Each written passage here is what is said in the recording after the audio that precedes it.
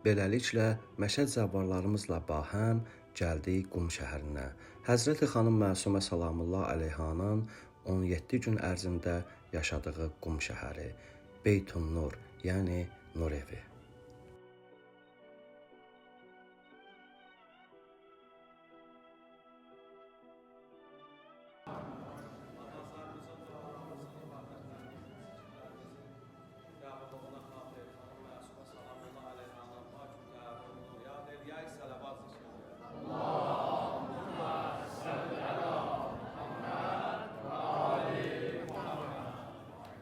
Gəldiyimiz bu ziyarətgah Beytun Nur, yəni Nur evi.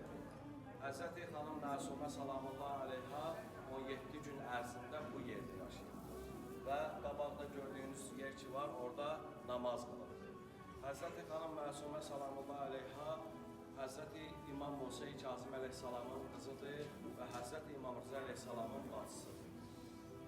Məktub yazır Həzrəti Məsumə salamullah əleyha qardaşı İmam Rıza əleyhissalam. Bilirsiniz də o zaman İmam Rıza əleyhissalam Tuz şəhərində, indiki Məşəd şəhərində. Xanım Məsumə salamullah əleyha da Mədinədə.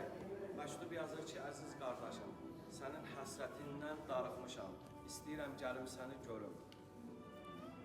İmam Rıza əleyhissalam məktubun cavabında bildirir ki, gəl ey əziz bacım, mən də sənin üçün darıxmışam. 400 nəfərlik heyətlə Həzrəti xanım Məsumə salamullah əleyha Mədinədən üst tutur və gəlir İrana.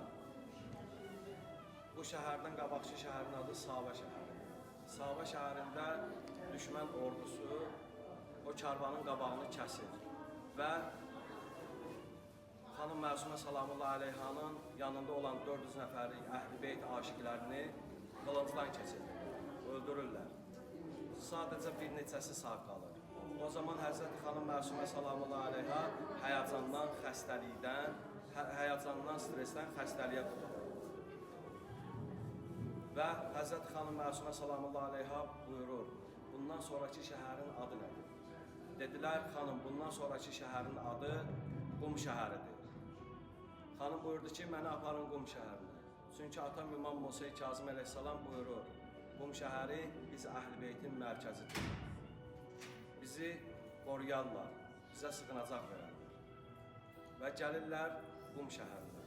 Bu gördüyünüz yerdə, bu ərazidə Həzrəti xanım Məsumə salamullah əleyhaya ev verirlər.